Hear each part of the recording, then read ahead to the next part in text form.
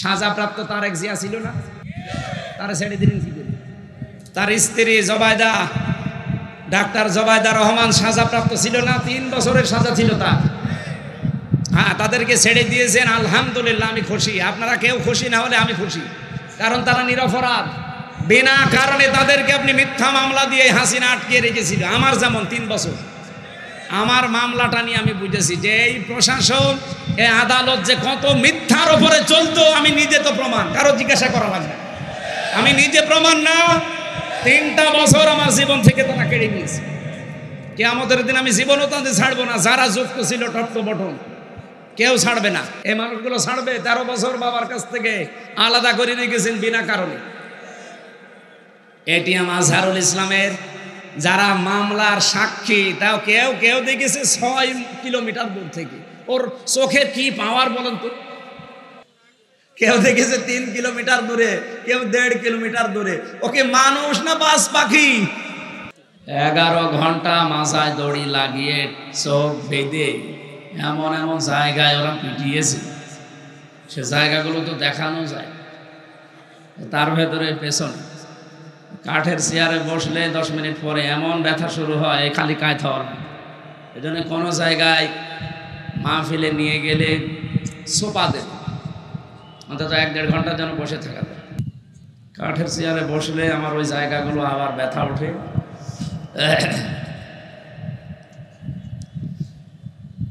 আপনারা জানেন খলিফাতুল মুসলিমিন বলা হয় 5 জনকে, তার ভেতরে অন্যতম হযরত ওমর ইবনে আব্দুল আজিজ রহমতুল্লাহ আলাইহি।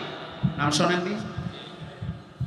এক বুড়ি মহিলা নদীর ধারে, এরকম একটা নদীর ধারে ছাগল বা বকরি চড়াচ্ছিলেন। হঠাৎ করে বাঘ এসে ছাগলের বা বকরির উপরে আক্রমণ চালিয়েছে। বুড়ি পড়ছে ইন্না লিল্লাহি ওয়া ইন্না ইলাইহি রাজিউন। লোকজন বলছে কি হয়েছে? যা আমার মনে হচ্ছে খলিফা ওমর ইবনে আব্দুল আজিজ এ পৃথিবীতে আর নেই। কারণ ন্যায়পরায়ণ শাসক যারা, তাদের দেশে যারা বাস করে, তাদের ভেতরেও আল্লাহ ইনসাফ দিয়ে দেয়।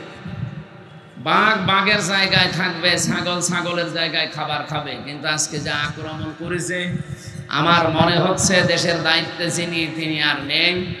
খবর নিয়ে দেখা গেল কিছুক্ষণ আগে তিনি বিদায় নিয়েছেন। পিরোজপুর বাংলাদেশের মানুষের কাছে, বিশেষ করে দল মত নির্বিশেষে যে যে ধর্ম পালন করে করুন, সবার কাছে বাংলাদেশের 64 জেলার ভেতরে পিরোজপুরটা একটা আবেগের জায়গা। এটা আমার কাছে।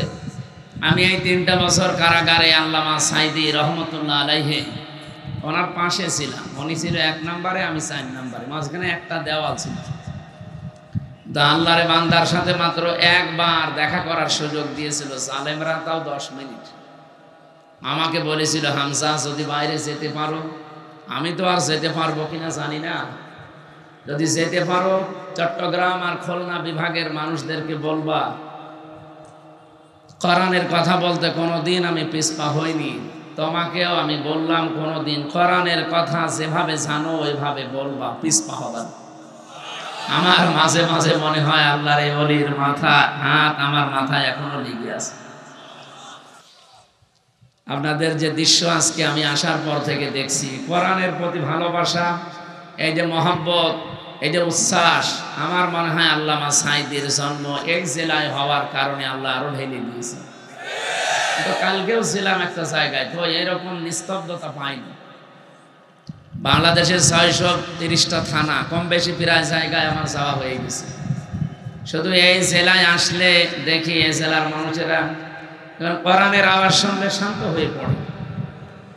আল্লামা সাইদি রহমতুল্লাহ আলাইহি এই জেলায় আল্লাহ জন্ম দিয়েছিলেন, তাকে পাঠিয়েছিলেন রব্বুল আলামিন। তার বরকতে মনে হয় আপনাদেরকে এত শান্ত শিষ্ট ধৈর্য সহ্য দিয়েছে, আলহামদুলিল্লাহ।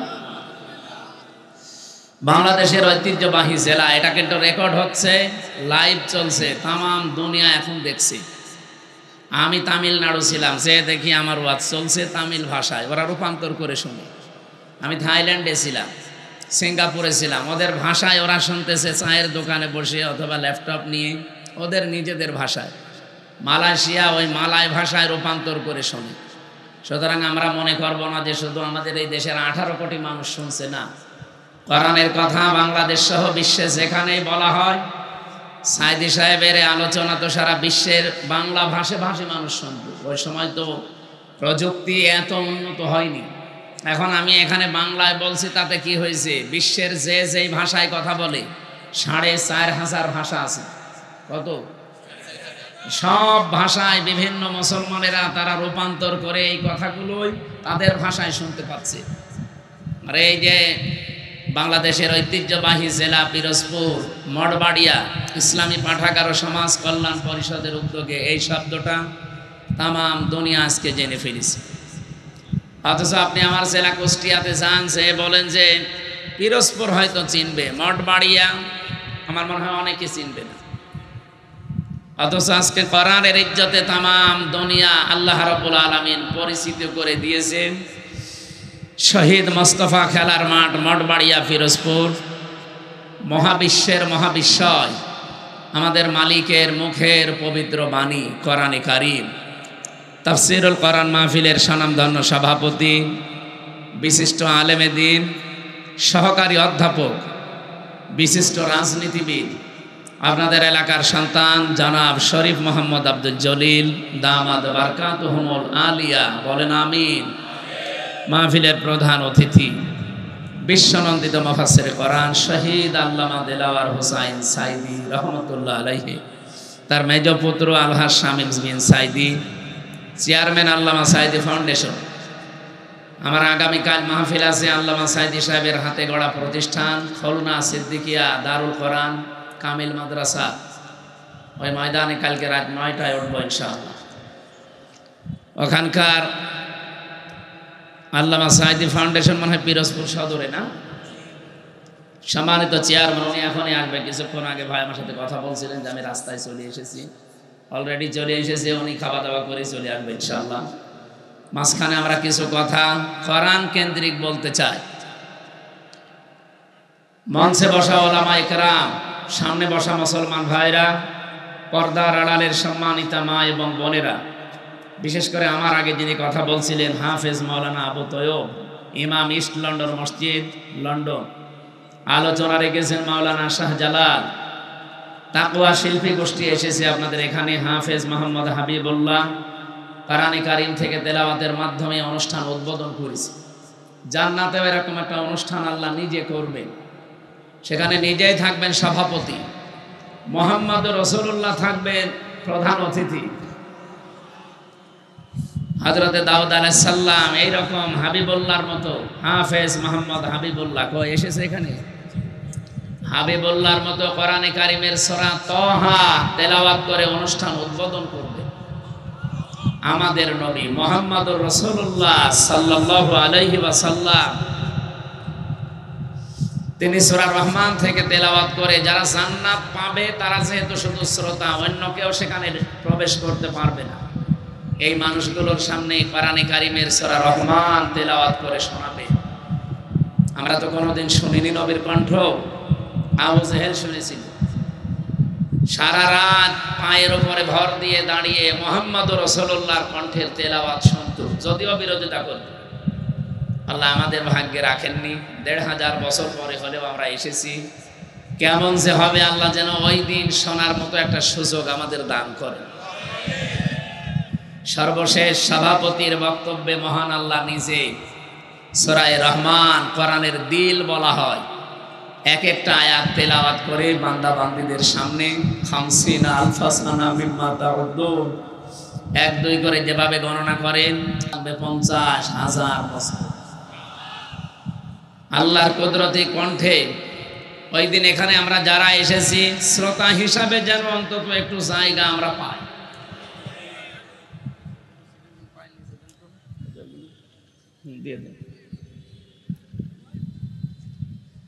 সামনে বসা মুসলমান ভাইরা, পর্দার আড়ালের সম্মানিতা মা এবং বোনেরা, যেহেতু পিরোজপুর জেলায় আমরা জানি সারা বাংলাদেশের মানুষেরা যে এখানে অন্য ধর্মের মানুষও বাস করে, নাকি এ থানায় নেই?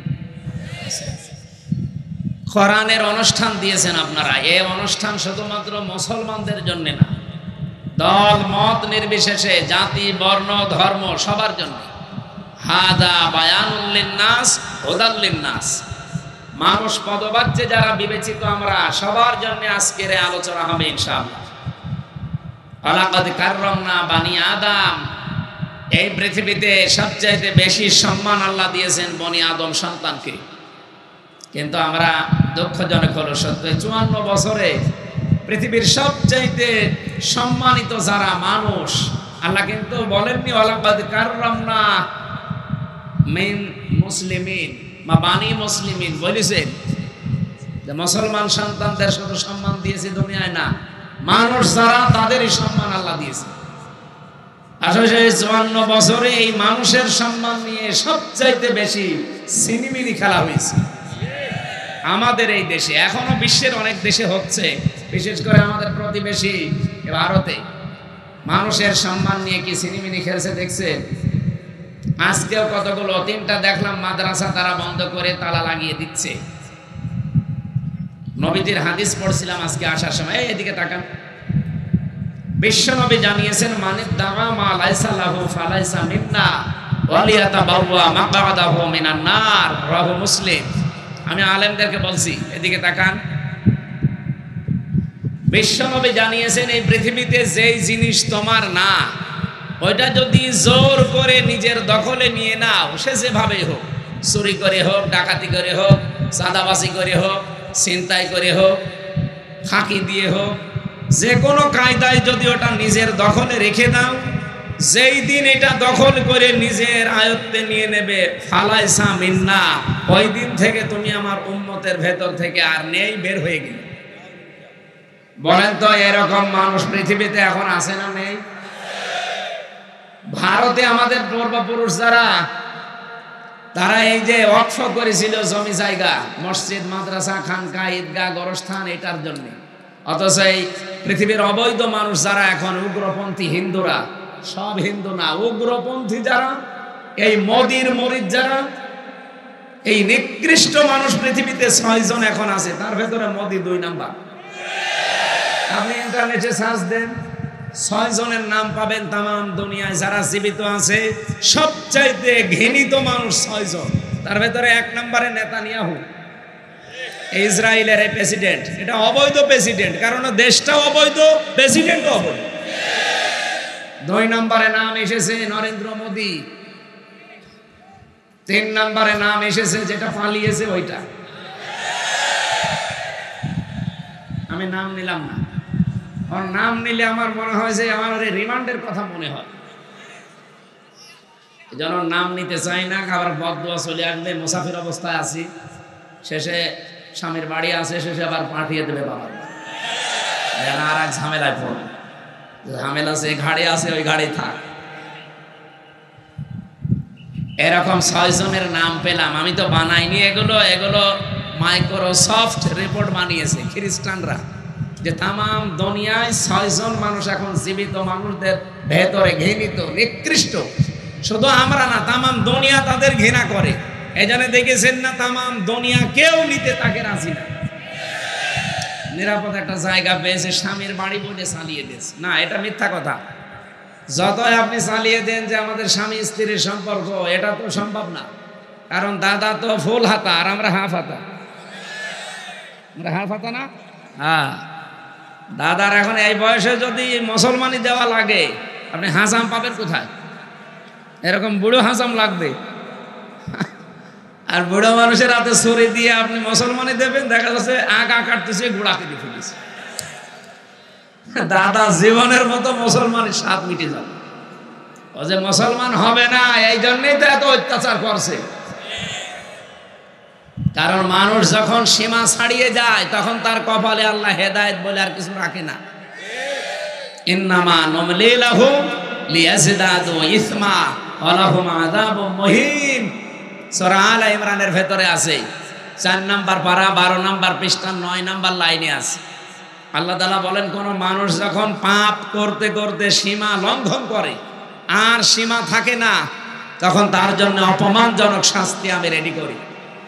আজ পাকিস্তান যেভাবে তাদের অস্ত্রগুলো তাক করেছে, আমার মনে হয় ভারত ইনশাল্লাহ সামনে স্বাধীন হবে। এই জন্য ভারতবাসী যারা আছেন আপনাদেরকে আহ্বান জানাচ্ছি, এই ছোট্ট জায়গা থেকে এই মাতাল লোকটাকে আপনারা থামান। এই নরেন্দ্র মোদী একটা মাতাল, এই গরুর মদ খাওয়া লোক। এই শয়তানরা যদি আপনারা না থামান না, শেষে দেখবেন মুসলিম বিশ্বের 57টা দেশ এক হয়ে গেলে মানচিত্র থেকে পৃথিবী থেকে হারিয়ে যাবে। আর সেইটাই এখন কিন্তু সামনে আসতেছে। আমরা চাই এই লোকটা যেন থামে এবং পৃথিবীর মানুষেরা যেন একটু শান্তিতে থাকে। যেহেতু মানুষের সম্মান নিয়ে সিনেমিনে খেলছে, মুসলমানদের ওয়াকফ করার সম্পদগুলো এখন অবৈধ আইন বানিয়ে সেগুলো আপনারা নিজেদের দখলে নিয়ে নিচ্ছেন। ও জিনিস কি আপনাদের? ওগুলো আমাদের বাপ দাদা মুসলিমদের। এই কথা বলেন না কেন? আল্লাহর নবীর কথা কি শুনলাম? যে জিনিস আপনার না, ওটা যদি দখল করে নিজের আয়ত্তে নিয়ে নেন, ওই দিন থেকে আপনি নবীর উম্মত না। যেহেতু ওরা উম্মত দাবি করে না, এগুলো ওদের জন্য না। কিন্তু আমাদের বাংলাদেশে এটা আমার মনে হয় মেলে। আগস্টের 5 তারিখের পরে আমরা অনেকের চরিত্র দেখতে পেলাম, যে জিনিস যার না, জোর জবরদস্তি করে দখল করে নিজের আয়ত্তে নিয়ে নিয়েছে। এই জেলায় মনে হয় এখনো হয়নি। হ্যাঁ হয়েছে, আমিও জানি। আগস্টের 5 তারিখের পর থেকে অনেকে বিসমিল্লাহ ছাড়াই শুরু করেছে, যে বাবা শাহজালাল সব হালাল। না, এখানে একটা পয়েন্ট আছে হাদিসের টিকাতে, এটা বলা দরকার। কিছু মানুষ কিন্তু ভুল বুঝবে। যেই জিনিস আপনারই ছিল কিন্তু কেউ দখল করে নিয়েছিল, ওটা যদি আপনি ফেরত পান বা নিজের আয়ত্তে নিয়ে নেন, তাহলে আপনি এই হাদিসের যে শাস্তি, এর আওতা মুক্ত থাকবেন। আমি কথা বোঝাতে পারিনি। যে জিনিস আপনার ছিল, দখল হয়ে গিয়েছিল অন্যের, এখন আপনি ওইটা আবার ফেরত পেয়েছেন, নিজের আয়ত্তে এখন আপনার আছে, তাহলে এই হাদিসের প্রথম শাস্তি কি? যে ফালাইসা মিন্না, আপনি নবীর উম্মত নেই, এই শাস্তি আপনার জন্য না। যেমন বাংলাদেশে ইসলামী ব্যাংক যাদের ছিল তারা ফেরত পেয়েছে। এখন যদি কেউ উল্টাপাল্টা ফতোয়া দেন যে না ওরা ছিনতাই করেছে, কেন ছিনতাই করতে যাবে ব্যাংক এদের, এরা ফেরত পেয়েছে, এই কথা বলছেন না কেন? ব্যাংকে আপনার বাবার, আর যারা এতদিন এই যে ছিনতাই করে নিয়েছিল তাদের বাবার, এদের বাবা, এরা মাথার ঘাম পায়ে ফেলে কষ্ট করে ব্যাংকটা বানিয়েছে। এতদিন আপনারা ছিনতাই করে নিয়েছিলেন, এরা এখন ফেরত পেয়েছে। তাহলে হারানো জিনিস ফেরত পাওয়া গেলে ওইটার জন্য আপনি এই হাদিসের শাস্তির বাইরে আপনি নবীর উম্মত থাকবেন না, না এটা না। কিন্তু যারা অন্যের জিনিস নিজের দখলে রেখেছেন, ওটা ফেরত দেন ভাই। নাই তো আপনি যেহেতু নবীর উম্মত নেই, হয় আপনি ইহুদি হবেন, নাই খ্রিস্টান হবেন, নাই মুশরিক হবেন, নাই বৌদ্ধ হবেন। কথা বলছে না? নবীর উম্মত না থাকলে অন্য কোনো কিছু তো হবেনি। 4500 ধর্মের লোক আমরা এই দুনিয়ায় বাস করছি, খালি একমাত্র নাজাত প্রাপ্ত মানুষ আমরা যারা মুসলিম, নবীর উম্মত। এর বাইরে যত জাতির লোক আছে, কোরআনের আয়াত, সবাই ক্ষতিগ্রস্ত। অহুয়া ফিল আখিরাতি মিনাল খাসিরিন। সুতরাং যারা আল্লাহর নবীর উম্মতের ভেতরে এখন নেই, অন্যের জিনিস চাঁদাবাজি করে, দখল করে, জোর জবরদস্তি করে নিজের আয়ত্তে রেখেছেন, যেহেতু নবীর উম্মত আপনি নেই, আপনি মরে গেলে আপনার জানাজা দেওয়া বেকার, আপনাকে কবরে দেওয়া বেকার। একটু কড়া হয়ে যাচ্ছে না? না না, কিসের কড়া? এখনো তো শুরু হয়নি। কোনো কড়া নেই, কেবল শুরু করছে ডোজ দেওয়া। আমি এখানে আসার পর এক ডাক্তার এসেছি, আমার বলছে এই ওষুধটা খাবেন, যদি এটাই কাজ না হয় ডোজ আমি বাড়িয়ে দেব। তাই আমি যে ডোজ দিচ্ছি মনে হয় এই ডোজে হবে না, আমি সামনে যাচ্ছি। এই ডোজ গ্রহণ করা যাবে না। এখানে নবীর উম্মত আপনি আছেন কিনা এখন বলেন। এই যে যারা এখানে লক্ষাধিক মানুষ বসে আছেন, আপনি নিজেই বলেন, আগস্টের 5 তারিখের পরে এপ্রিলের এই 27 তারিখ, এই 9 মাসের ভেতরে বহু মানুষ নবীর উম্মত থেকে বের হয়ে চলে গেছে। অথচ তারা নামাজ পড়ে, রোজা রাখে, এমনকি হজও করে এসেছে।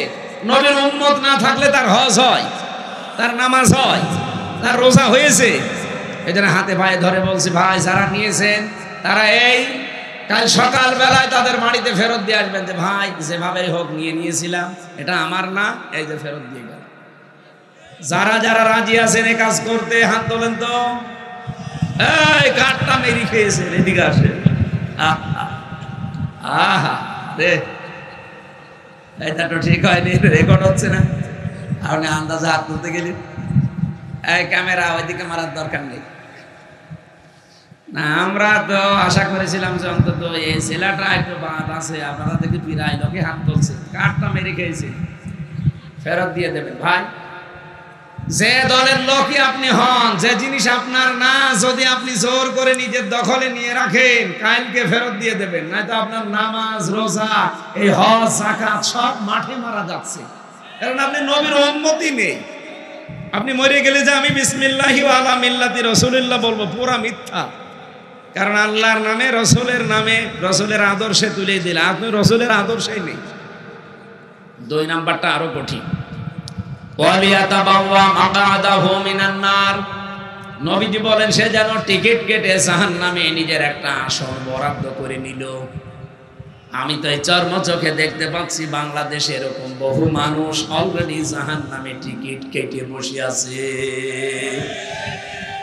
যারা মানুষের জমি দখল করে নিয়েছেন, দোকান দখল করেছেন, এই বাজারেও কত দোকান দখল হয়ে গেছে, নামে বেনামে। নাকি বেশি বললাম?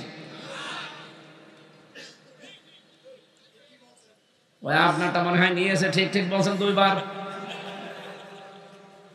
যাদেরটাই হয়েছে এরকম, আল্লাহর কসম আমরা ফেরত দিয়ে দেব। সে যদি জামাত ইসলামের লোক হয়, বিএনপির লোক হয়, চরমনাইয়ের লোক হয়, যে দলই করেন না কেন, আপনি নবীর উম্মত আর নেই, আপনি আগে ফেরত দিয়ে দেন। হ্যাঁ, ওটা যদি আপনারই থাকে, এতদিন ওরা দখল করে নিয়েছিল, ওটা আপনি ফেরত পেয়েছেন, এটা অসুবিধা নেই। এরকম যদি কেউ করে থাকেন, বাবা শাহজালাল আপনার জন্য হালাল আছে। এই কথা বুঝতেছেন? আমি যে কথাটা বলতে চাই, হাদিসটা নিয়ে আসলাম। পৃথিবীর এই নিকৃষ্ট মানুষদের তালিকায় যাদের নাম, এই মানুষগুলো দেখেন মানবতার সবচাইতে বড় শত্রু এরা। এবং এই মানুষগুলোর জন্য এখন পৃথিবী অশান্ত হয়ে উঠতেছে। অলরেডি ইন্ডিয়াতে এই মোদি পৃথিবীর নিকৃষ্ট সন্ত্রাসী, জঙ্গি ও দাঙ্গা বাঁধিয়ে দিয়েছে।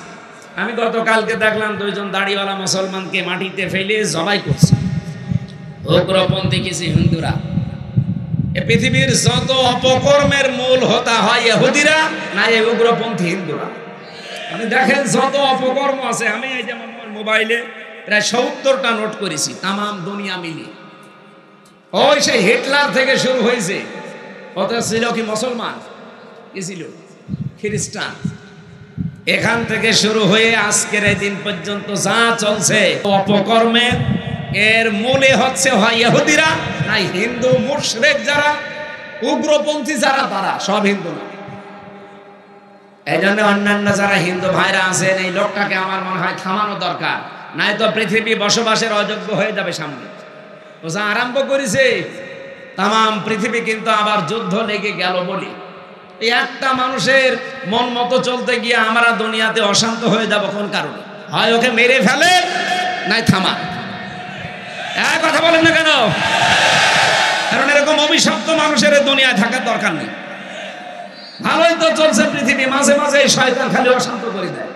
এখানে এই শয়তান আছে, আর ওদিকে ইসরায়েলে ওই শয়তান আছে। আদের পেছনে শুধু কলকাঠি নাড়ে আর একটা জাতি আছে, আমি নাম নিচ্ছি পরে। আজকের তেলাওয়াত কিন্তু আয়াতে কিছু গুরুত্বপূর্ণ তথ্য আছে, বাস্তবের সাথে মিলিয়ে আমরা এই কথাগুলো শুনতে চাই, বলতে চাই ইনশাআল্লাহ।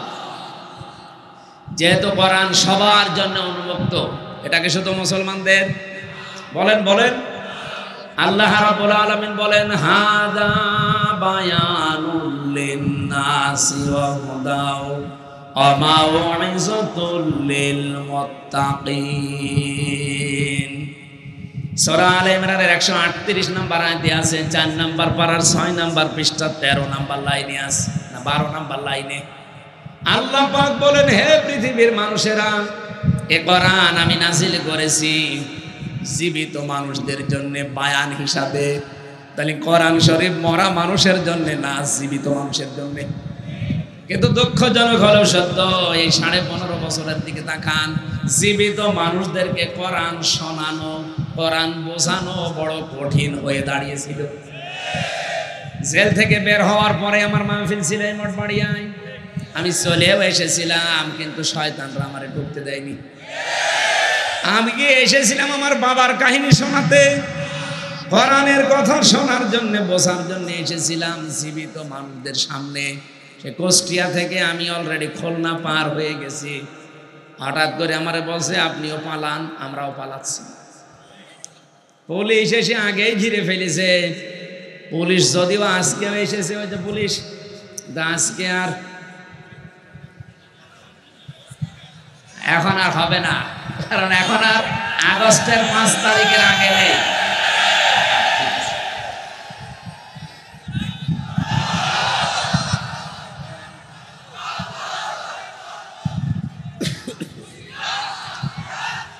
ঠিক আছে ভাই, এ দেশ আর আগস্টের 5 তারিখের আগে আছে। এখন এপ্রিলের 27 তারিখ। ওপেন ঘোষণা দিচ্ছি, বাংলাদেশের 56,000 বর্গ মাইলের 1 ইঞ্চি জায়গায় কোরআনের ওপেন কথা বলতে যদি কেউ বাধা দেয়, সেদিন সাতক্ষীরা একজন বাধা দিয়েছে, আমার সামনে কোনো শয়তান পড়ে না।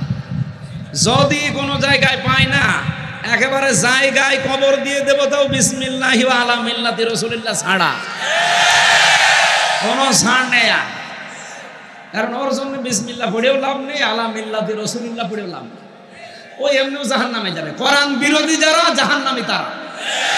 এ ফতোয়া কে দিয়েছে? সুতরাং কেউ বাধা দেওয়ার সাহস করবেন না। অন্য স্যারে দিয়েছেন, আমার সামনে এখনো পর্যন্ত পড়েনি, বিশেষ করে আগস্টের 5 তারিখের পর থেকে। এর আগে পড়েছিল কিছু শয়তান, আমি তখন কিছু বলি না।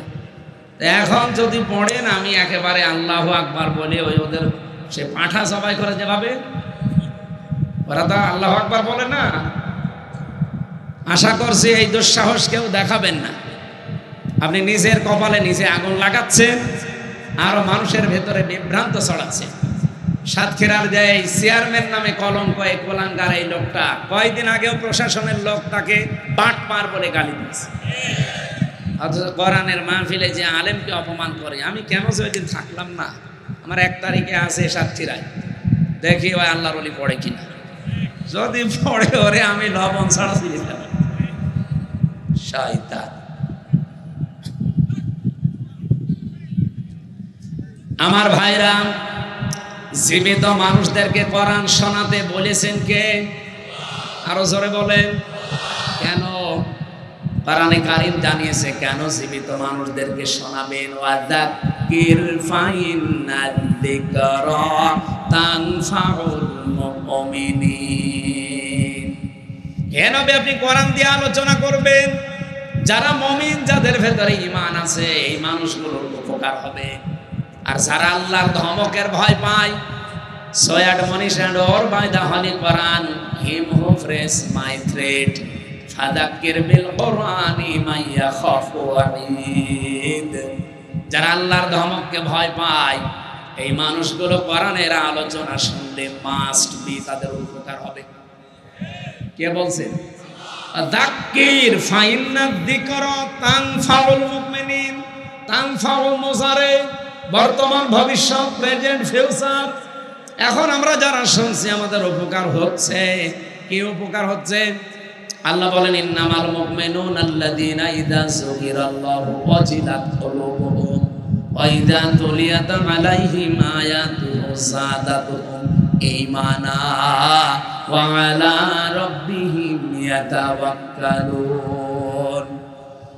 1 নম্বরে যারা সত্যিকারের মুমিন, তাদের সামনে আল্লাহর আয়াতগুলো যখন আপনি উচ্চারণ করবেন, তাদের অন্তরাত্মা কেঁপে উঠবে। হয় আশায় নাই ভয়ে। 2 নম্বরে তাদের ঈমান যা ছিল, কোরআনের আলোচনায় তাদের ঈমান আল্লাহ আরো বাড়িয়ে দেবে।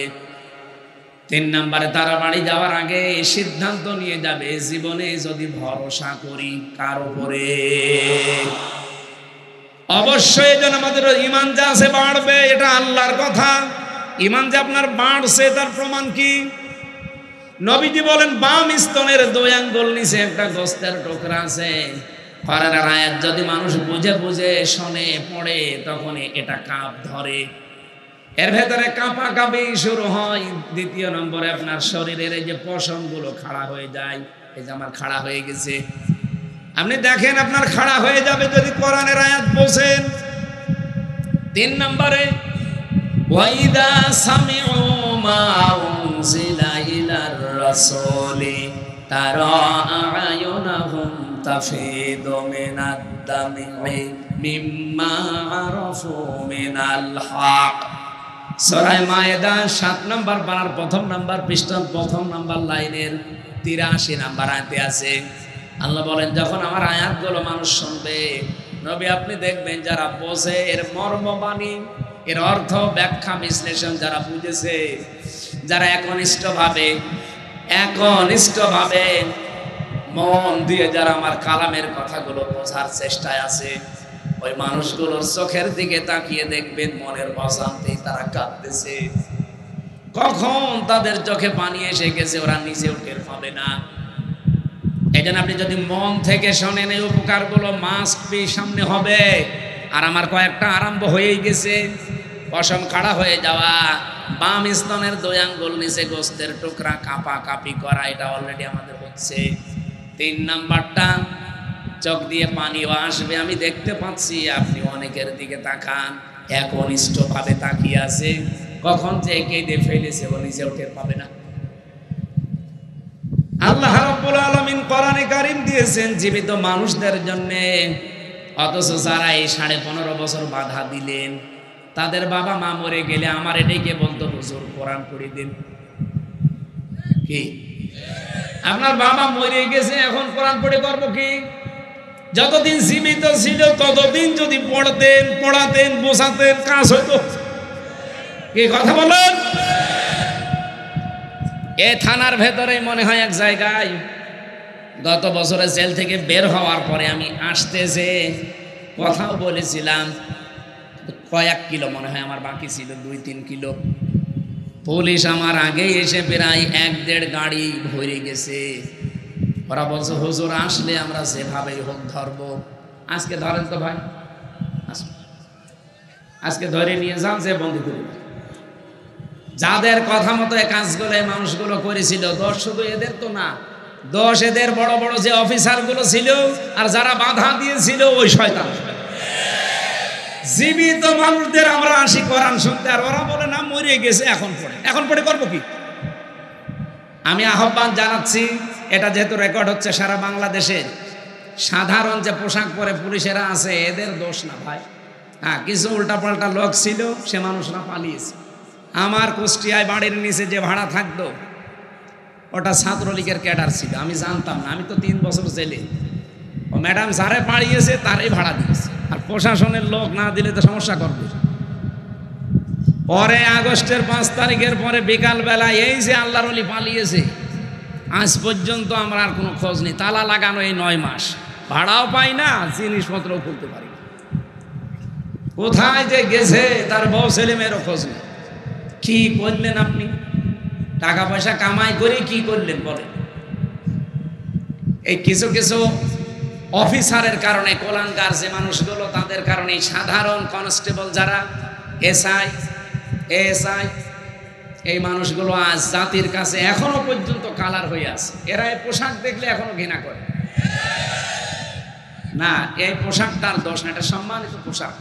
নবীজি 2টা শ্রেণীর মানুষকে বলেছে তারা জাহান্নামের সাথে তাদের চোখ কোনোদিন আগুনে জ্বলবে না। 1 নম্বরে যারা রাতের বেলা উঠে গনার কথা স্মরণ করে কান্নাকাটি করে, আর 2 নম্বরে এই প্রশাসনের লোকজন যারা রাতের বেলা আমাদের জানমাল ইজ্জত আবরু পাহারা দেওয়ার জন্য রাত জেগে থাকে। আমি এই মঠবাড়িয়া থেকে কুষ্টিয়া, এখান থেকে যাবার সময় অন্তত 10 জায়গায় ওরা রাতের বেলা পাহারা দিচ্ছে। অথচ যারা এই কাজ 15.5 বছরে করেছে, এই কঠিন অবস্থা, তারা কি পাহারা কোনোদিন দেয়? ওই ডিসি, এসপি, এএসপি, টিওনো এরা কোনোদিন ওসি পাহারা দেয়? তারা তো ঠিকই তার জায়গা মতো, কিন্তু এদেরকে কালার করে দিয়ে গেল। এই জন্য আমরা বারবার আহ্বান জানিয়েছি ডক্টর মোহাম্মদ ইউনূস সাহেবের কাছে, স্বরাষ্ট্রমন্ত্রীর উপদেষ্টার দায়িত্বে যিনি আছেন, বহুবার এ কথা বলা হচ্ছে, ওদের বিভাগটা আলাদা করে দিন। প্রশাসন আগামী থেকে কারো কথা মতো চলবে না, ওরা চলবে ওদের আইজির কথা মতো। কে কথা বলে না কেন? কোন নেতা খেতা পাতি নেতা, এমপি, মন্ত্রী, উপজেলা চেয়ারম্যান না, কারো কথা শোনার দরকার নেই। ওরা শুনবে ওদের গতিতে, ওদের আইজির কথা মতো। দেশ ঠান্ডা হয়ে থাকবে। আমি মালয়েশিয়া এইটাই দেখে আসলাম, সিঙ্গাপুরে এইটা দেখে আসলাম, এই যে ছিলাম কিছুদিন আগে। এই সমস্ত দেশগুলোতে শান্তি বিরাজ করার পেছনে কারণ হচ্ছে এই প্রশাসনের এই নিরপেক্ষতা। কিন্তু এগুলো আজ সব দলীয়করণ করে ফেলেছিল। এই জন্য আমরা জাতির লোকেরা ছিলাম মিনি জাহান্নামে। আমরা আগামী থেকে আর জাহান্নামে থাকতে চাই না। এই জন্য দায়িত্বে যারা আছেন, আমি নিজের কথা বলছি না, এটা বহু মানুষের কাছে আমি শুনেছি, এমনকি প্রশাসনের বড় বড় মানুষকেও শুনছি, তারা বলছে এই কথা মানুষকে জানান, ওপরে যেন বলে যে আমাদের বিভাগ আলাদা করে দিন। আমরা কোনো নেতা খেতা পাতি এগুলোর কথা শুনে চলতে চাই না। আমরা চলবো আমাদের আইজির কথা মতো, আমাদের বিভাগ অনুযায়ী। দেখেন দেশের শান্তি হয় কিনা। মালয়েশিয়াতে যে শান্তি শুধু এই কারণে, এটা আমরা চাই কিনা বলেন তো? এই লক্ষ মানুষেরা একটু হাত তুলে জানান দেন তো সরকারের কাছে, এটা চাই কিনা? প্রশাসন থাকবে আলাদা, ওদের বিভাগে আলাদা। কথা বলেন না কেন? কোনো এমপি মন্ত্রী নেতা খেতা উপজেলা চেয়ারম্যান কারো কথা শোনা লাগবে না। আমরা এরকম একটা বাংলাদেশ সামনে দেখতে চাই না। ওরাই তখন দেখবেন আল্লাহর খাস ওলি হয়ে যাবে। প্রশাসনের জন্য মন থেকে মুসাফির অবস্থায় দোয়া করছি। নিজেদের বাবা মা আত্মীয় স্বজন ছেড়ে যারা বাংলার বিভিন্ন প্রান্তে আমাদের জানমাল ইজ্জত আবরু হেফাজতের জন্য দিন নেই রাত নেই 24 ঘন্টা ওদের ডিউটি। বাংলাদেশে একটাই বিভাগ আছে যাদের কোনো ডিউটির শেষ নেই। 8 ঘন্টা না, কে বলেছে? ওদের 24 ঘন্টা ডিউটি। টয়লেটে যদি বসে থাকে, যদি বাঁশি পড়ে, অর্ধেক শেষ করে দৌড় দেওয়া লাগে। এইরকম কঠিন চাকরি ওইটা, আমি নিজে তো দেখেছি। সম্মানিত ভাইরা, এই জন্যে মন থেকে মুসাফির অবস্থায় দোয়া করছে, আল্লাহ তাদেরকে আগের সেই অবস্থায় তুমি আবার ফিরিয়ে দাও। বাংলার মানুষের ভেতরে যে ভ্রান্ত ধারণাটা এখনো আছে, ভ্রান্ত ধারণাটা আসলে আমরা পেয়েছিলাম কষ্ট, এই কষ্টের কারণে যাই হয়েছিল এটা যেন আগের অবস্থায় আবার এই মানুষগুলো ফিরিয়ে যায়। বলেন আমিন। কোরআন শোনানোর কথা কি মরা মানুষ না জীবিত মানুষ? আমরা কি মরা না জীবিত? দুইটা কথা আল্লাহ এদের পরবর্তীতে দিয়েছেন। হুদান, পথ নির্দেশিকা এর ভেতর থেকেই নেওয়া লাগবে। কারণ হেদা হুদা শব্দের শাব্দিক অর্থ আমি 55টা পেয়েছি তাফসিরে। এদিকে তাকান, তাফসিরে ফি জিলালিল কোরআন দেখবেন, তাফসিরে বাইজাবি দেখবেন, এই হুদার আগে আলিফ লাম আছে। আল্লাহ পাক না, এই হুদার আগে ওয়াও আছে, ওয়া। বাইজাবি নাসিরউদ্দিন বাইজাবি রহমতুল্লাহ আলাইহি ব্যাখ্যা করতে গিয়ে তিনি টিকায় দিয়েছেন কেন আল্লাহ হুদান দিলেন, এরপরে মাউইজাতুন দিলেন। এই দুইটা গুরুত্বপূর্ণ শব্দ আল্লাহ এখানে প্রয়োগ করলেন, তৈরি করে লাগিয়ে দিয়েছেন। কেন জানেন? এই পৃথিবীতে একমাত্র হেদায়েতের কিতাব একটাই আছে, তার নাম কোরআন শরীফ। কোরআন বাদ দিয়ে পৃথিবীর কোন কিতাব আপনাকে হেদায়েত দেওয়ার ক্ষমতা রাখে? বলেন বলেন। সুতরাং পৃথিবীর কোন কিতাব পড়ে আপনি হেদায়েত পেতে পারেন না কোরআন ছাড়া। আর কোরআনের ব্যাখ্যা যদি হয় আপনি পড়েন, কোরআনের বিশ্লেষণ যদি করা থাকে পড়বেন। আপনার জীবনে পড়া যাই হবে, লেখাপড়া কোরআন কেন্দ্রিক হওয়া লাগবে। দুঃখজনক হলো সত্য যে সিলেবাস বানিয়ে উপহার দিয়েছিলে জাতিকে, কোরআনের কিছু ছিল? বলেন কি রান্না শিখাতো? ডাল রান্না, আম রান্না, বেগুন রান্না করা, ডিম ভাজি। ওটা আমি শিখে করবো, আমার বউ নেই। শিক্ষা ব্যবস্থাকে পুরো ধ্বংস করে ফেলেছিল এরা। আল্লাহ যদি দয়া করে দেশটা দ্বিতীয়বার স্বাধীন করে না দিত, আল্লাহর কসমে জাতি অলরেডি জাহান্নামে প্রবেশ করেছিল। আপনি তো টের পাচ্ছেন না। ক্লাস 7 এর 8 এর বই পড়ানো যেত না? যারা পড়ায় জিজ্ঞাসা করে দেখেন। একটা মেয়েকে তার বাবা যদি ক্লাস 7 8 এর বই পড়াতে যায়, আমার আল্লাহর কসম মাস প্রিয় লজ্জায় মরে যাওয়ার কথা যদি বাবা হয়ে থাকে। আর কথা বলেন না কেন? শিক্ষকরা বাবার মতো না, তারা পড়াবে কি করে মেয়েকে? বলেন। এই জায়গায় পৌঁছিয়েছিল সমকামিতার নাম দিয়ে, শরীফ শরীফার নাম দিয়ে এমন জায়গায় জাতিকে নেওয়ার চেষ্টা চালাচ্ছিল ভারতের প্রেসক্রিপশন অনুযায়ী। আপনি ভাবতেও পারেননি। একটা লোক সকালে বলছে আমি শরীফ, বিকালে বলছে আমি শরীফা। এই যে আজকে ব্রাহ্মণবাড়িয়া এক জেলায় দেখছিলাম একটু আগে আসার সময়, যে 2 মেয়ে তারা বিয়ে করেছে। আরে ভাই, আপনারা নিজেরাই যদি বিয়ে করেন তা আমরা কি ঘাস খাস? আমাদের কোনো কাজ নেই, আমরা কি করব? আমাদের কোনো কাজ নেই। আর আমরা জানি বরিশাল বিভাগের মানুষেরা টাটকা জিনিস খায়, তো বিশেষ করে বরিশাল, ভোলা, পটুয়াখালী, বরগুনা, পিরোজপুর এই সমস্ত জেলার মানুষ নদীর ধারে তো সব টাটকা জিনিস খায়, এদের বউ লাগে 3-4টি করে। তাই আপনারা মেয়েরা যদি বিয়ে করে ফেলেন তা আমরা করবো কি?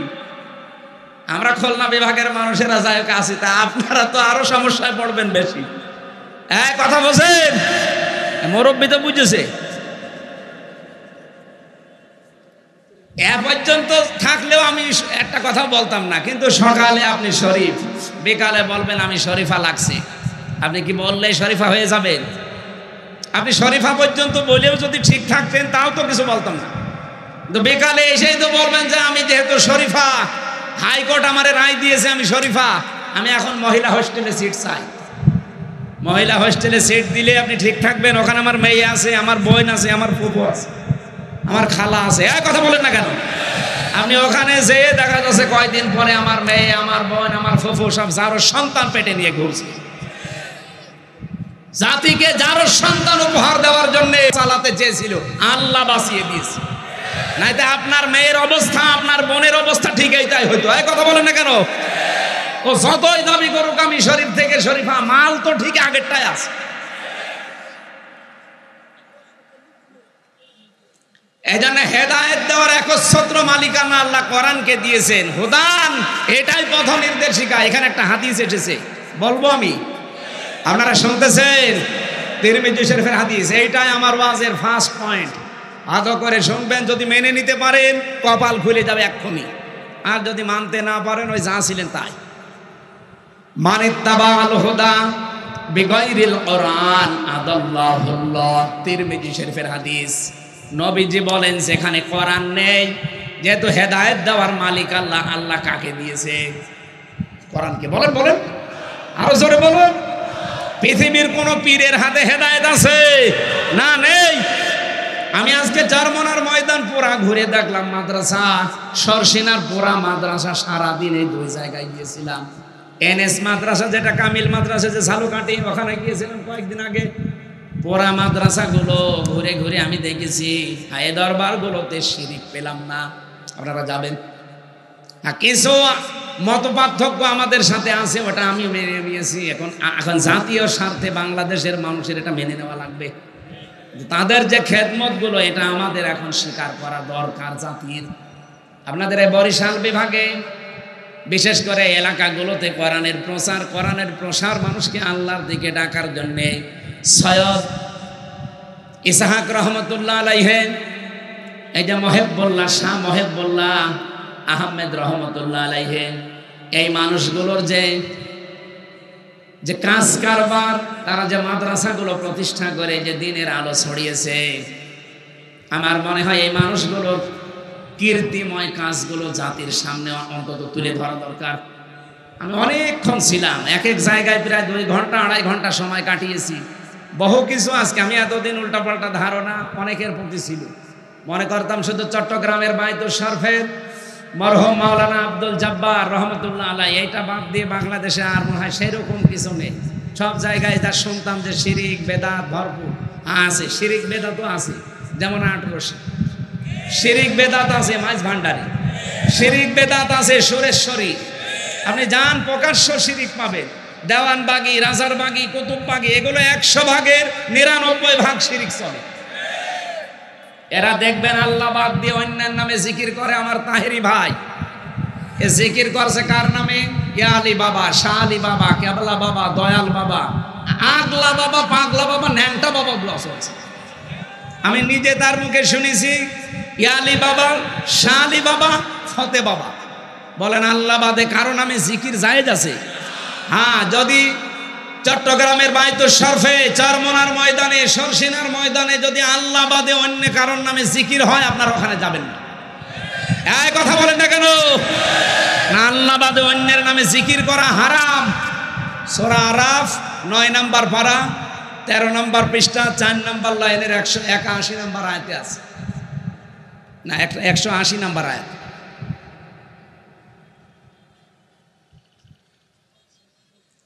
ওয়ালাকাদ যারানা লি জাহান্নামা কাসীরাম মিনাল জিন্নি ওয়াল ইনসি। আয়াতের পরের আয়াত কি? আয়াতের পরের আয়াত কি? না না, এর আয়াতের পরেরটা। যাই হোক, আমি আয়াত নাম্বার বলে দিয়েছি বাড়ি, যে আপনার দরকার বিশ্বাস না হলে মিলিয়ে নেবেন। সূরা আরাফ 9 নাম্বার পারা 13 নাম্বার পৃষ্ঠা 4 নাম্বার লাইনে আছে 80 নাম্বার 180 নাম্বার আয়াত।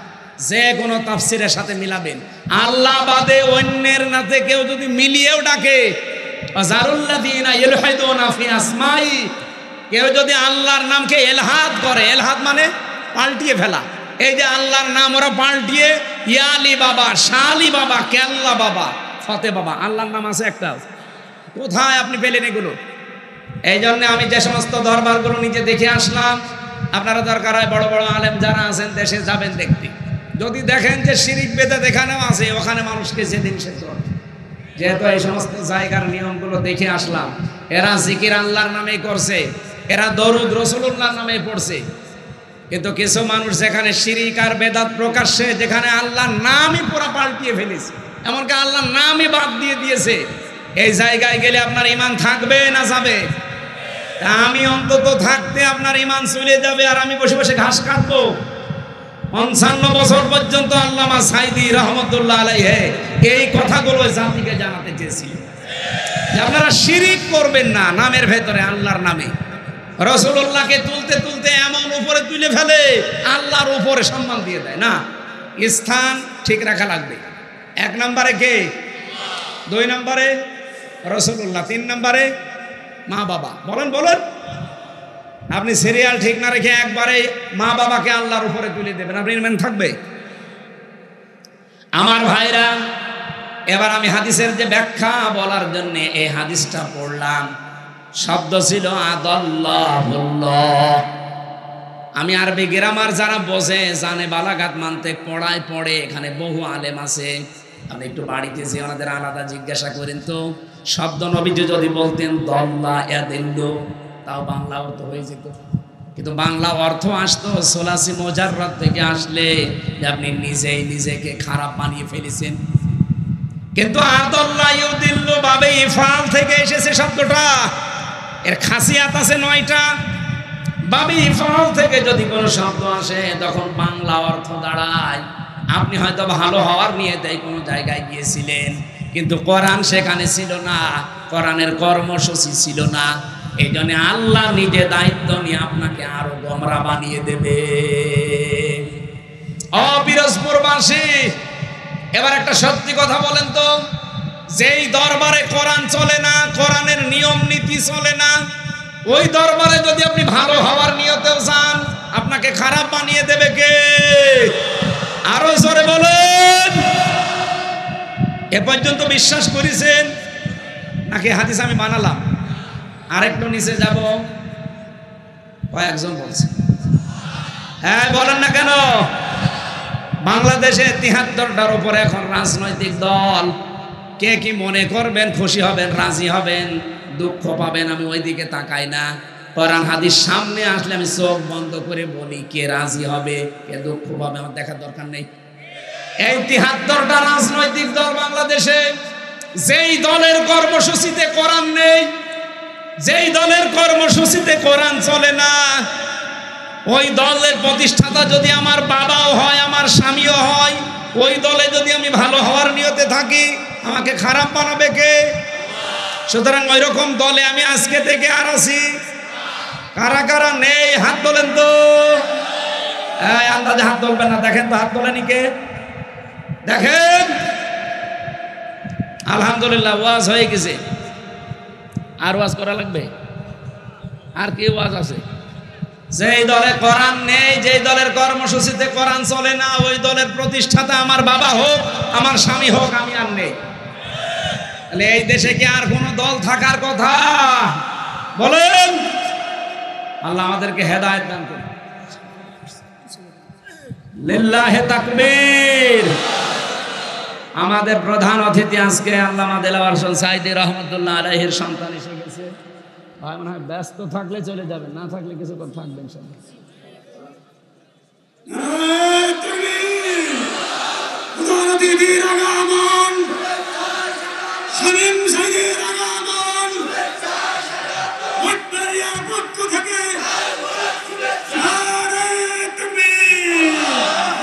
শামীম সাইদির আগাম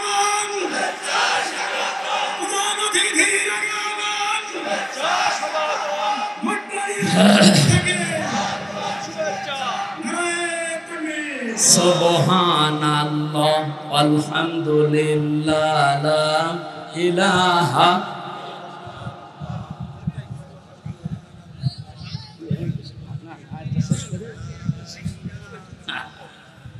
এখানে বসিয়ে দেন, এখানে বসিয়ে দেন। সুবহানাল্লাহ আলহামদুলিল্লাহ লা ইলাহা ইল্লাল্লাহ সুবহানাল্লাহ। জবান খুলে আল্লাহর জিকির করেন, সুবহানাল্লাহ আলহামদুলিল্লাহ। এখানে কথা বলেন কেন? বসেন, বসিয়ে দেন, সব বসিয়ে দেন। এই যে চারটা শব্দ দিয়ে জিকির করাচ্ছি, এটা হাদিসের শব্দ, এর বাইরে কোনো জিকিরের শব্দ নেই। সুবহানাল্লাহ আলহামদুলিল্লাহ লা ইলাহা ইল্লাল্লাহ আল্লাহু আকবার, এর বাইরে যা আছে দোয়া দরুদ। কেউ যদি কেল্লা বাবা, ফাতে বাবা, শাহ আলী বাবা, দয়াল বাবা, এগুলো কি এর ভেতরে আছে? সুতরাং এরকম কোন দরবারে যাবেন না। এই চারটা শব্দ দিয়ে যেই দরবারে জিকির হয়, ওই দরবারে শেখার জন্য, জানার জন্য যাবেন। কি কথা বলেন না কেন? এরকম দরবার যদি চরমনা হয় যাবেন কালকে, যদি সরসি না হয় যাবেন কালকে, যদি আটরসি হয় যাবেন কালকে। তা আটরসি আমি নিজে গিয়ে যেটা দেখেছিলাম, এইভাবে যাওয়া লাগে কবরে, আবার এইভাবে আসা লাগে। আমি ওনারে বললাম যে ভাই আমি নবীর রওজা থেকে আসলাম কয়েকদিন আগে, এইভাবে যাওয়া লাগে না? আমারে বলছে ওটা তোদের নবী, এইটা আমাদের।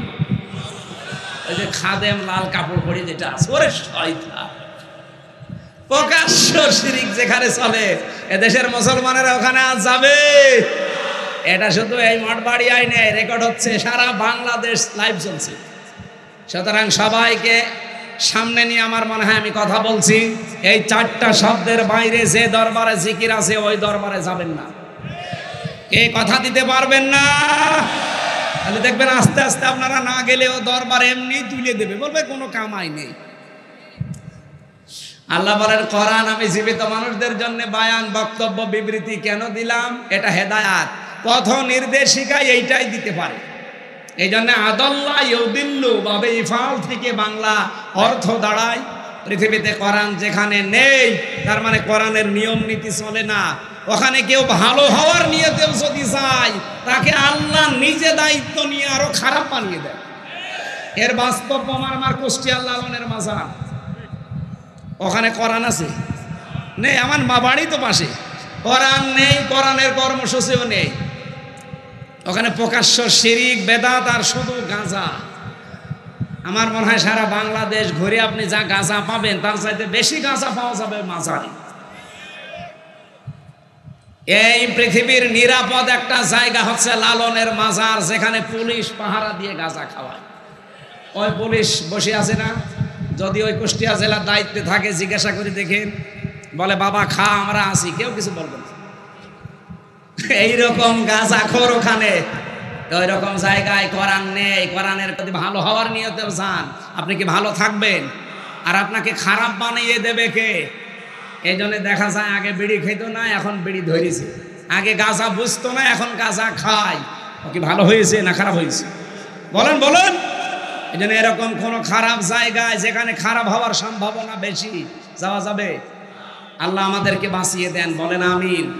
2 নম্বরে মাউইজাতুন, এর ভেতরে উপদেশ আছে। মাউইজা শব্দের অর্থ 33টা। 1 নম্বরে মাউইজাতুন মানে প্রেসক্রিপশন। কি বললাম? বলেন বলেন। আমরা ডাক্তারের কাছে যান, আপনি মঠবাড়িয়া যদি MBBS ডাক্তার হয়, দেখবেন 4টা জিনিস লেখা থাকে। 1 নম্বরে ওখানে পাবেন ডাক্তারের নাম, ওর নিচে ওনার ডিগ্রি লেখা থাকে। 2 নম্বরে লিখবে আপনার নাম, এবার আপনার বয়স। 3 নম্বরে ঔষধের নাম লিখবে, এর পাশাপাশি ঔষধের ডোজগুলো লিখে দেবে, যে এই ঔষধের ডোজ এই। 4 নম্বরে লিখবে যে কয়দিন চলবে এটা, 7 দিন বা 15 দিন বা 1 মাস, এরপরে ঔষধ পাল্টিয়ে অন্য ঔষধ দেবে। আমি কি বেশি বললাম না? ঠিক আছে। কোরআন শরীফ আমি এই প্রেসক্রিপশনের সাথে মিলিয়ে এই 4টা জিনিস পেয়েছি। আমার তেলাওয়াতকৃত আয়াত যেহেতু সূরা মায়েদা 54 নম্বর আয়াত, আমরা এই প্রেসক্রিপশন অনুযায়ী কথা বলতে চাই। 4টা ধাঁচ আছে এখানে, ধাপ আছে 4টা। যেহেতু ভাই একটু সময় দিচ্ছে, আমরা 15-20 মিনিট মতো বললে থাকবেন তো? থাকবেন আপনারা? এবার আপনি এই প্রেসক্রিপশন অনুযায়ী কথা শুনেন। আউযু বিল্লাহি মিনাশ শাইতানির রাজিম, বিসমিল্লাহির রহমানির রহিম, ইয়া আইয়ুহাল্লাযীনা আমানু মান ইয়ারতাদ্দা মিনকুম আন দীনিহি ফাসাউফা ইয়াতিল্লাহু বিকওমিন ইউহিব্বুহুম ওয়া ইউহিব্বুনাহু আযিল্লাহ ইলা আখিরি আয়াত। সূরা মায়েদা। কোন সূরা? এইদিকে তাকান ভাই, কষ্ট হয়ে যাচ্ছে। সূরা মায়েদা 120টা আয়াত আছে, 16টা রুকু আছে। মদিনায় নাজিল হয়েছে, মাত্র এক আয়াতের 4 ভাগের 1 ভাগ আমরা পড়লাম। আয়াত নাম্বার 54। কত? মায়েদা মানে দস্তরখানা। মায়েদা মানে কি? খাবারের প্লেট, দস্তরখানা। এই পৃথিবীকে আল্লাহ দস্তরখানা বানিয়ে আমাদের সামনে পেশ করেছেন, আমাদেরকে আহ্বান জানিয়েছেন যে দস্তরখানা তামাম দুনিয়া এটা খাবারের প্লেট। এই আয়াতে এই সূরার নামকরণ দিয়ে আমি তাফসিরে ইবনে কাসিরের ভেতরে পড়েছি, পৃথিবীর মানুষকে আল্লাহ অভয় দিয়েছেন যে খাবারের চিন্তা তোমার করার দরকার নেই, তোমার চিন্তা ইবাদত নিয়ে। খাবারের চিন্তা কার? আমা মিন দাব্বাতিন ফিল আরদি ইল্লা আলাল্লাহি রিজকুহা। জমিনে এমন কোন বিচরণশীল জীব নেই যার রিজকের দায়িত্ব আল্লাহ নিজের হাতে তুলে নেয়নি। এখানে রিজিক নিয়ে কোনো ভয় নেই, কোনো চিন্তা নেই, আপনি না খেয়ে মরে যাবেন না। যা লেখা আছে এটা আপনার কাছে আসবে। আপনার চিন্তা করা দরকার যেটা নিয়ে আপনি পার হবেন, তার নাম কি? ইবাদত। বলেন বলেন।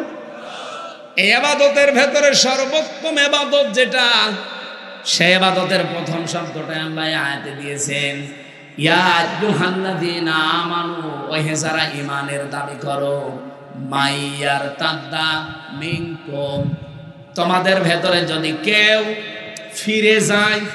এটা ইরতিদাদ বাবে ইফতিআল থেকে, এর বাংলা অর্থ দাঁড়ায় যারা হক থেকে বাতিলের দিকে মুখ ফিরিয়ে চলে যায়। এই আয়াতটা বাংলাদেশে কত বাস্তবসম্মত আমার মনে হয় 1500 বছর আগে না, এই আজকে এই আয়াতটা নতুন করে আরেকবার নাজিল হয়েছে। আল্লাহ বোঝাতে চেয়েছেন পৃথিবীর ইমানদারেরা, বাংলার ইমানদারেরা, শোনো, তোমাদের ভেতরে কেউ যদি আল্লাহর দিন থেকে মুখ ফিরিয়ে চলে যায়, হক থেকে বাতিলের দিকে মুখ ফিরিয়ে চলে যায়, তোমরা কি মনে করো আমি আল্লাহ দুর্বল হয়ে যাব, আমার আল্লাহর ক্ষমতা একটু কমে যাবে? না। ফাসাউফা ইয়াতিল্লাহ। এই এদিকে তাকান, এই ছেলে ওঠাউঠি করে তো সমস্যা, এখন গুরুত্বপূর্ণ কয়েকটা পয়েন্ট আছে। হ্যাঁ মুরব্বী, আরেকটু বসতে পারবেন না? যান যান। এই এত মানুষ একসাথে প্রসাব করতে যাচ্ছে কি জামাত বদ্ধ প্রসাব চলছে? যান একটু তাড়াতাড়ি যান। ওনাদের বের করে দেন একটু তাড়াতাড়ি। আমার ভাইরা, আমার যে কথা ছিল প্রথমে, আমরা যদি আজ এই আয়াতটা বাংলাদেশের সাথে মিলায়, আগস্টের 5 তারিখের পর থেকে আমি অন্তত মিলাতে পেরেছি। বহু মানুষ নামে বেনামে আল্লাহর দিন থেকে বিভিন্ন সোতা নাতা সামনে নিয়ে এসে ফিরে চলে যাচ্ছে। আজ এই দেশে একামতের দিন যারা আছে তাদের অনেকে দোষ দিয়ে চলে যাচ্ছে আল্লাহর দিন থেকে ফিরে। বলছে এদেশে জামাত ইসলামের কারণে আমরা আর এদেশের ইসলামে নেই, ইসলামী দলে নেই, আমরা চলে যাচ্ছি অন্যদিকে। আরে ভাই, জামাত ইসলাম দেখে আপনাকে ইসলাম পালন করতে বলছে কে? আপনি তো ইসলাম পালন করবেন আল্লাহর দিন দেখে। এই কথা বলেন না কেন? এই দেশে দিনের কোনো বিধান চালু করতে পারেন না, আর কিছু হলে তখন দিনের বিধান অনুযায়ী বিচার চান।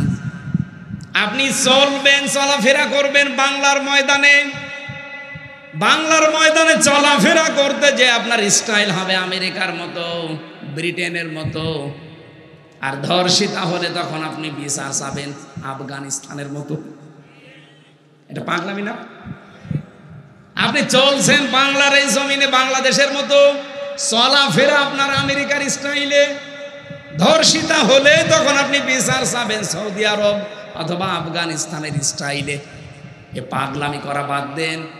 আগে আফগানিস্তানের মতো সৌদি আরবের মতো কোরআনের এই নিয়ম নীতিগুলো এখানে কায়েম করেন, এরপরে দেখেন যে না করে আপনি টিকে থাকতে পারেন কিনা। আসিয়াকে ধর্ষণ করার পরে যেভাবে আওয়াজ উঠেছিল, আওয়াজ তোলার দরকার ছিল না। যদি প্রমাণ হয়ে যেত ওই দিনই তাকে বাইতুল মোকাররমের সামনে সঙ্গে সার করা লাগতো। আমার নিজের জীবনে আমি জেলখানায় যাওয়ার আগে 20 সালে একবার ফতোয়া দিয়েছিলাম। আমার কুষ্টিয়ায় গ্রামের বাড়িতে হালসা জেনা করেছিল, তার স্বামী থাকে বাইরের দেশে। এই মহিলা পাশের বাড়ির একজনের সাথে জেনা করে ধরা পড়েছে একেবারে সরাসরি। গ্রামের লোকজন বলছে হুজুর ফতোয়া দেন, যেহেতু প্রমাণ আছে, সব 4টা সাক্ষী আছে, প্রমাণ দিলাম কি 4 জন দেখেছেন? বলছে হ্যাঁ, আমরা একেবারে সব হাতে নাতে ধরেছি, যেভাবে আপনি কোরআন হাদিসের কথা বলেন ওইভাবেই পেয়েছি। আমি বললাম কোরআনে সূরা নূরের নির্দেশ হচ্ছে তাদেরকে মাটির ভেতরে বুক পর্যন্ত গেড়ে দিয়ে, পাথর দিয়ে, ইট দিয়ে মেরে সঙ্গে সার করে বিদায় করে দিন। এখন গ্রামবাসীকে যদি বলতাম এটা করেন, তাহলে ওরা যদি আমার কথা অনুযায়ী রায়টা এভাবে কার্যকর করত, ও সঙ্গে স্যার ওই মহিলা হওয়ার আগে আমি হয়ে যেতাম। মহিলা সঙ্গে স্যার হয়তো সকালে সকালে যদি 10টায় হয়তো আমি সকাল 7টায় হয়ে যেতাম। ওই পুলিশ আমার ধরে নিয়ে যেত। যা হুজুর, এ দেশে ফতোয়া দেবেন দেন, এ দেশে কোরআনের আইন চলে, দিনের বিধান এই দেশে চলে।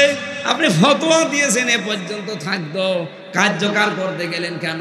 ওই মহিলাকে পরে আগে আপনার সঙ্গে সার করিনি। এটা করতো কিনা বলেন? যদি বিশ্বাস না হয় যে পুলিশের জিজ্ঞাসা করেন, ওইটাই করত, কারণ এই দেশে তো নেই। কিন্তু এই দেশে যদি আফগানিস্তানের মতো কোরআনের এই আইনটা জারি থাকতো, আর সাক্ষ্য প্রমাণে যদি ধরা পড়ে যেত, বলেন তো আমার এই রায় দেওয়ার সঙ্গে সঙ্গে কার্যকর হলে আমি সঙ্গে সার হতাম। গ্রামের লোক কিছু মানুষ না বুঝে এখনো আমার উপরে রাগ করে যে আপনি খালি ফতোয়াই দিয়ে গেলেন, কিছু করতে পারলেন না। করবো কি করে? আমার পেছনে কোনো ব্যাকআপ আছে, কোনো শক্তি আছে, কোনো পাওয়ার আছে। ওই পাওয়ারটাই হাতে নেওয়ার জন্যই তো আমরা চেষ্টায় আছি যে জেনা করে আসিয়ার ধর্ষিতা যদি আর না বাঁচে, সারা বাংলাদেশে আর কেউ আসিয়ার মতো মেয়েদের দিকে চোখ তুলে তাকাবে না। এই জন্যই তো চাচ্ছে বাংলাদেশের সামনে 300 এমপি, 151 জন শামীম সাইদের মতো মানুষ যদি কোরআন বুকে নিয়ে সংসদের সামনে যেতে পারে, আল্লাহর কসম সংসদের প্রথম অধিবেশনে উনি বলবে, মাননীয় স্পিকার, আমরা নামাজের বিল চাই, আমরা যাকাতের বিল চাই, আমরা ধর্ষণের বিল চাই। কথা বলছে না কেন? উনি যদি বলে হাত তোলেন, শামীম সাইদের মতো 151 জন যদি হাত তুলতে পারে, ওই দিনই নামাজের বিল কায়েম হয়ে যাবে, ওই দিনই যাকাতের বিল কায়েম হয়ে যাবে, ওই দিনই ধর্ষণের আইন কায়েম হয়ে যাবে। ওর পর দিন থেকে 18 কোটি মানুষ নামাজ পড়বে। আপনি ভোট দিয়েছিলেন আব্দুল আজিজকে মাত্র একটা, আব্দুল জলিলকে মাত্র একটা, শামীম সাইদিকে মাত্র একটা। ওনারা যদি কোরআন বুকে নিয়ে সত্যি সামনে যেতে পারে, 151 জন মানুষ যদি সত্যি এই দেশে তৈরি হয়ে যায়, যতগুলো ইসলামের বিধান আছে এগুলো সব ওনারা একটা একটা করে বিল পাস করাবে। আপনি শুধু একটা ভোট দিয়েছেন, তাতে কি 18 কোটি মানুষ নামাজ পড়লে যে সওয়াব হয়, ওই রকম সওয়াব প্রতিদিন পাবে। আমি যদি মিথ্যা বলে থাকি, সূরা নিসা এই লক্ষ্য রওশনের সাথে মতো হয়ে গেল, তাড়াতাড়ি করে।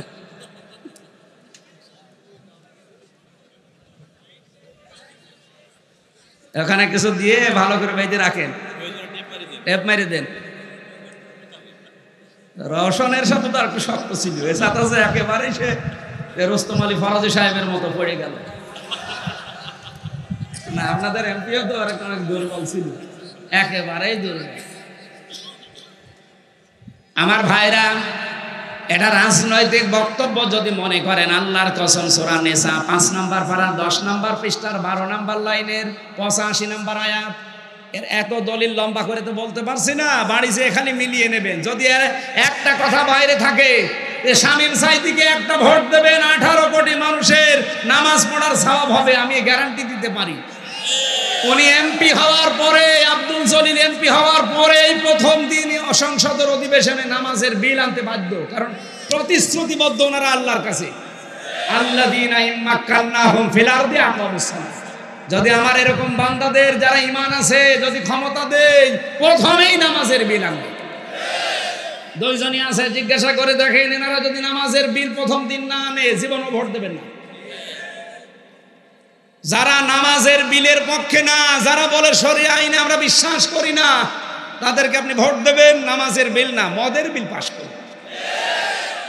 আসিয়ার ধর্ষিতার জীবনও ফাঁসি না, কয়দিন পরে ছেড়ে দেবে। এই যে একটা একটা করে সব ছেড়ে দিচ্ছি। অথচ পৃথিবীর, আমার মনে হয় বাংলাদেশ না, পৃথিবীর যত মাজলুম মানুষ আছে তার ভেতরে অন্যতম মাজলুম একজন মানুষ আজহারুল ইসলাম। কথা বলে না কেন? এটিএম আজহারুল ইসলাম একজন মাজলুম মানুষ, বিনা কারণে আজ 13 বছর জেলে পড়ে আছে। হাসিনা যেমন অবৈধ, তার রায়গুলো অবৈধ। এই কথা বলেন না কেন?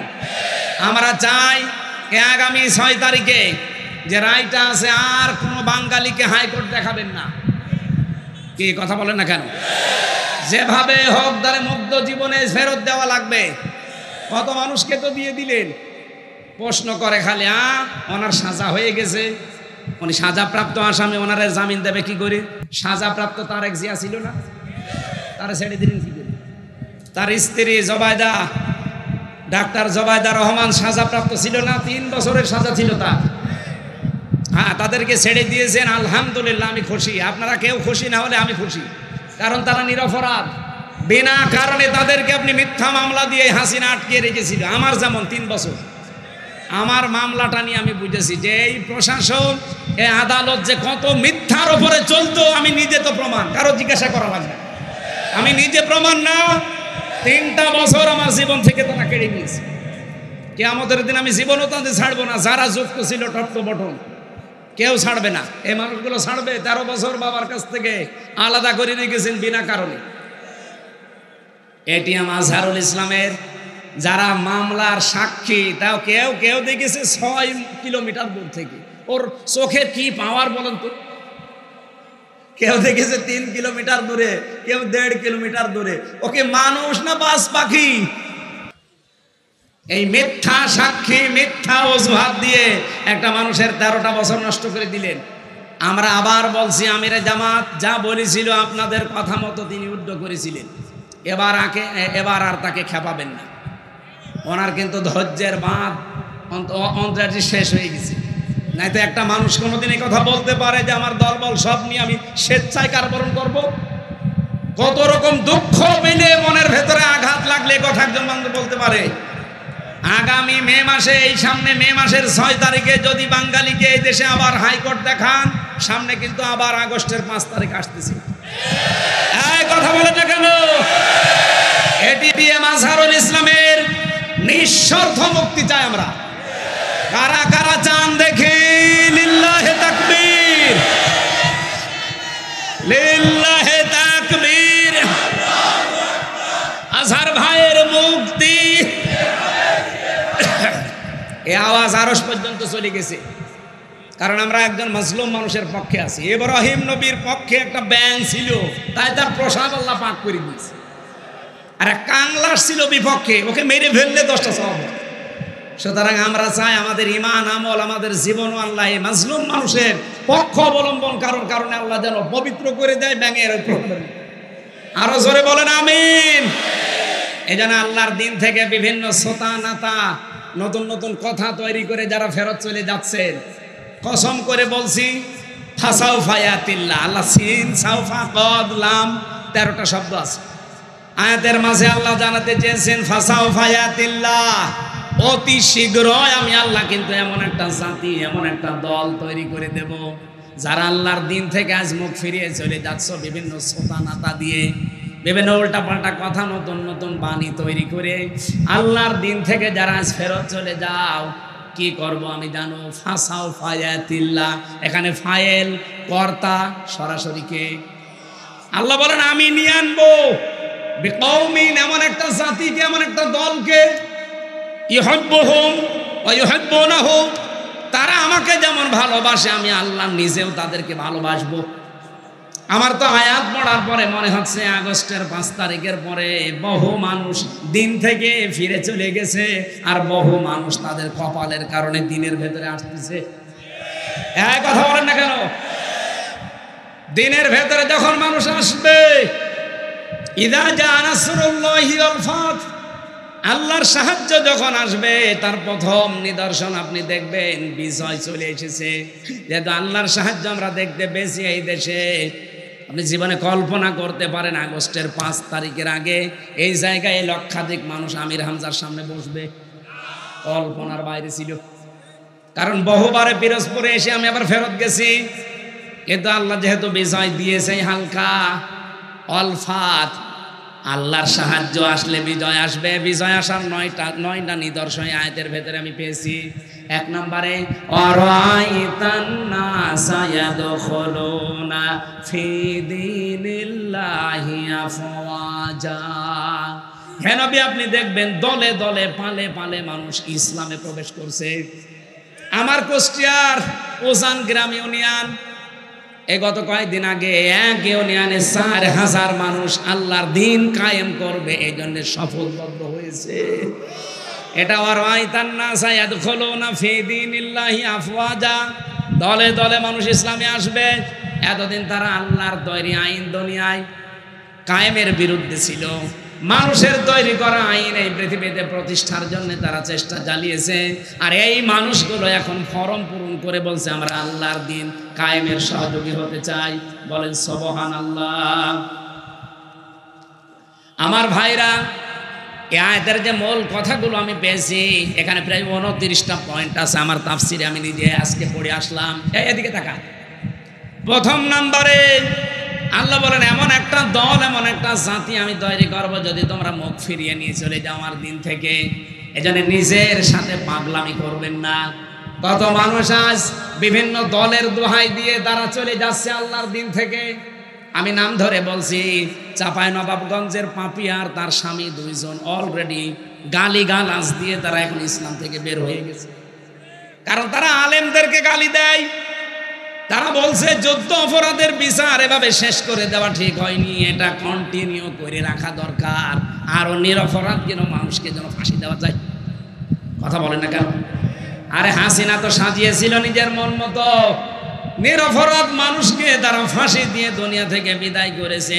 ওইটা যদি চালু রাখতেন এখন অনেক মানুষ দুনিয়া থেকে বিদায় হয়েছে। তো কথা বলেন না কেন?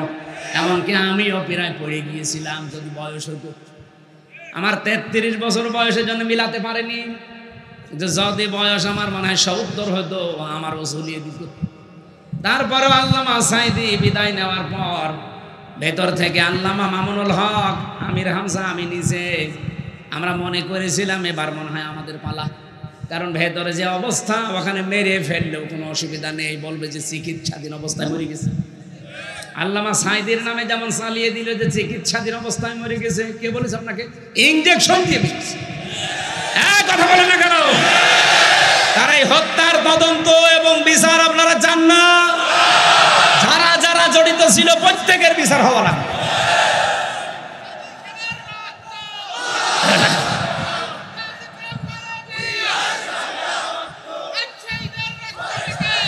আমার ভাইরা ঠিক আছে, আমার যে 29টা পয়েন্ট ছিল সবগুলো যদি বলতে আজকে নাও পারি, আমি সব লিখে এনেছিলাম।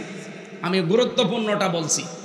আল্লাহ বলে মানুষ যখন দিন থেকে বিভিন্ন সোতানাতা দিয়ে ফেরত চলে যাবে। আজ আপনি কার দোহাই দিয়ে ফেরত চলে যাচ্ছেন? বলেন জামাত ইসলাম ভালো না, চরমনায় ভালো না, হেফাজত ইসলাম ভালো না।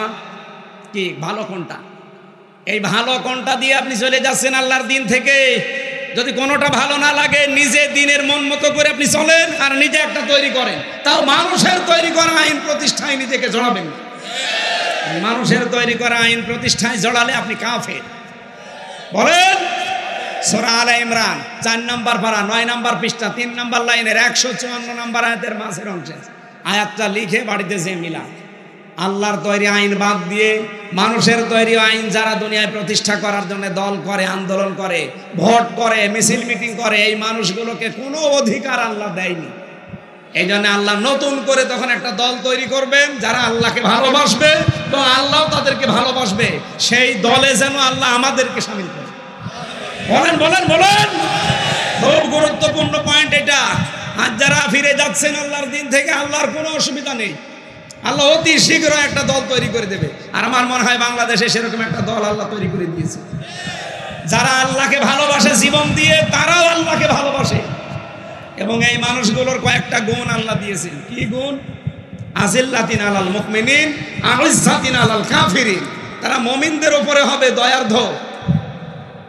আপনি বাস্তবে বাংলাদেশে মিলান, আল্লাহর কসম, যারা আল্লাহ মনোনীত করলেন যাদেরকে দিন কায়েমের জন্য, দেখেন তাদের ভেতর ভালোবাসা। এই শামীম ভাইয়ের সাথে আমার রক্তের সম্পর্ক আছে, আত্মীয়তার সম্পর্ক আছে। কোথায় পিরোজপুর বাড়ি, কোথায় আমার বাড়ি কুষ্টিয়া, অথচ আমার নিজের আপন ভাইয়ের চাইতে ওনার ভালোবাসি শুধু দিনের কারণে। এই কথা বলেন না কেন? চট্টগ্রামের শাহজাহান চৌধুরী, ওনারে ভালোবাসি আমি শুধু দিনের কারণে। তাছাড়া জীবনে ওনার সাথে আমার রক্তেরও সম্পর্ক না, কোনো কিছু আত্মীয় না। বাংলাদেশ সহ বিশ্বে যারা একামতে দিনের কর্মী, দেখবেন এদের ভেতর আল্লাহ এটা তৈরি করে দেয়। আজিল্লাতিন আলাল মুমিনিন, তারা মুমিনদের উপরে হবে রহম দিল। এমন করুণা, আমার নিজের সত্যি কথা বলছি, নিজের ভাইয়ের প্রতি এত মহব্বত জাগে না। একামতে দিনের কর্মী, তার বাড়ি যদি সেই কক্সবাজার হয়, এত মহব্বত তৈরি করে দিয়েছে কে? কিন্তু আইজ্জাতিন আলাল কাফিরিন, কাফেরদের প্রতি তারা হবে কঠোর। আর এই মন মানসিকতা আল্লাহ আমাদের দিয়েছে। কাফেরদের কোনো অনুষ্ঠানের প্রতি আমরা কঠোর না। এই দেশ সহ বিশ্বে কাফেরদের যত রকমের এই যে নারী কমিশন যেটা তৈরি করেছে আল্লাহর কোরআনের বিরুদ্ধে, সর্বপ্রথম এই দেশের আলেম ওলামা যারা একামতে দিনের কর্মী যারা, তারা এর বিরুদ্ধে। এই জন্য কাফেরদের প্রতি যারা কঠোর, এ গুণ আল্লাহ তাদের তৈরি করে দেবে। আপনি নিজেকেই দেখবেন পাল্টিয়ে ফেলবেন। ইউজাহিদুনা ফি সাবিলিল্লাহ ওয়ালা ইয়াখাফুনা লাওমাতা লাইম। তারা আল্লাহর দ্বীনের পথে চলতে গিয়ে কারো তিরস্কারের ভয় করবে না। যালিকা ফাদলুল্লাহ, আল্লাহ বলেন যারে তারে আমি এই কাজে লাগাই না, এটা আল্লাহর অনুগ্রহ। এটা কি? সুতরাং একামতে দিন কায়েমের জন্য যারা এই লাইনে আছেন, নিজেকে ছোট ভাববেন না, মনে করবেন আল্লাহ দয়া করে আপনাকে এই রাস্তায় তুলে নিয়ে এসেছে। যালিকা ফাদলুল্লাহ ইউতিহি মাইয়াশা, আল্লাহ যাকে চাই তাকে রাস্তায় নিয়ে আসে। আল্লাহু ওয়াসিউন আলিম, আল্লাহ প্রশস্ত এবং জ্ঞানী। এবারে আয়াতের ভেতরে 4টা পয়েন্ট আছে। আমাকে দেরি হয়ে যাচ্ছে না, মানে আমার গলায় পারা লাগবে না। আপনাদের মাহফিলের জন্য যত রকমের এখনো 7টা হাদিসের পয়েন্ট বাকি আছে, যে হাদিস পড়েছিলাম। আয়াতের পরে আছে আরো 4টা। 7 আর 4 কত হয়? 11টা জিনিস বলতে অন্তত 20 মিনিট তো লাগবে। আপনারা কি চলে যাবেন? এর যে চিঠি দিচ্ছে বারবার। এ মাহফিল মাত্র 3 দিনের ব্যবধানে। আমি শামীম ভাইকে বলেছিলাম যে মাহফিলটা কেটে দে, উনি বলছে না, পিরোজপুরের মঠবাড়ি এক ভাইরা নেবে, আপনি যদি কোনো জায়গায় না দিয়ে থাকেন দিয়ে দিন। এই 3 দিন আগে না, 3 দিনের ব্যবধানে এত বড় বিশাল আয়োজন। দেখেন, এতে তো 2 মাস সময় দিলেও করার কথা না, অথচ আপনাদের এই মঠবাড়িয়া বাজারের মানুষেরা হাত খুলে দান করেছে।